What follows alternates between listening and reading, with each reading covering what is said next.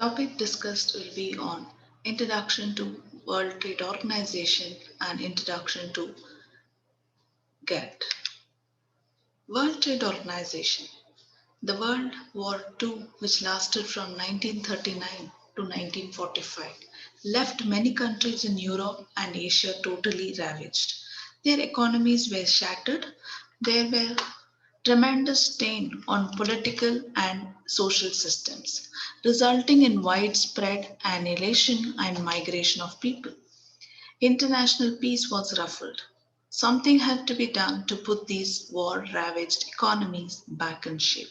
Simultaneously, the various colonies in Asia and Africa were acquiring political freedom, and there were urgent pressure on them for rapid economic development and political stabilization. In this background, the United Nations organization was formed on the collective wisdom of the world.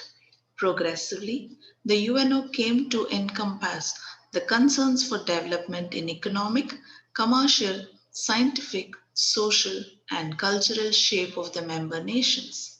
It formed various forums, and agencies.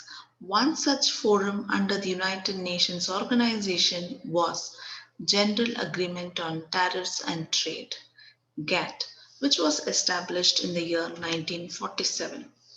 GATT emerged from the ashes of the Avna Charter. In International Conference on Trade and Employment, the Havana winter of 1947-48, 53 nations drew up and signed a charter for establishing an international trade organization. But the US Congress did not ratify the charter, with the result that the ITO never came into existence. 23 nations agreed to continue extensive tariff negotiations for trade concessions at Geneva, which were incorporated in a General Agreement on Tariffs and Trade.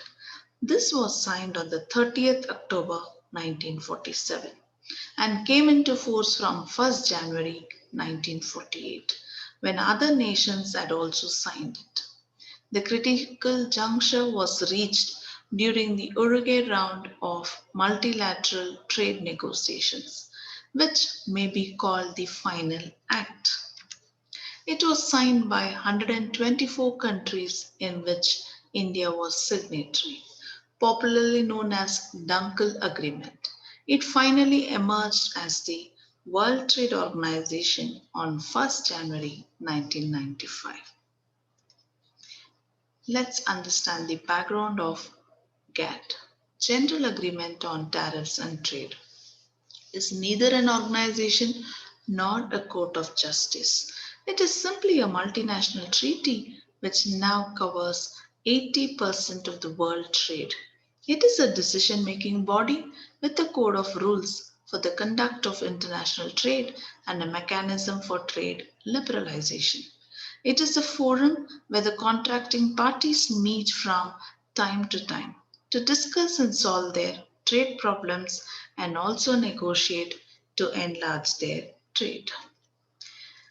General Agreement on Tariffs and Trade rules provide for the settlement of trade disputes, call for consultations, waive trade obligations, and even authorize retaliatory measures. The GATT has been a permanent international organization having a permanent council of representatives with headquarters at Geneva. 25 governments have signed it. Its functions is to call international conferences to decide on trade liberalization on a multilateral basis.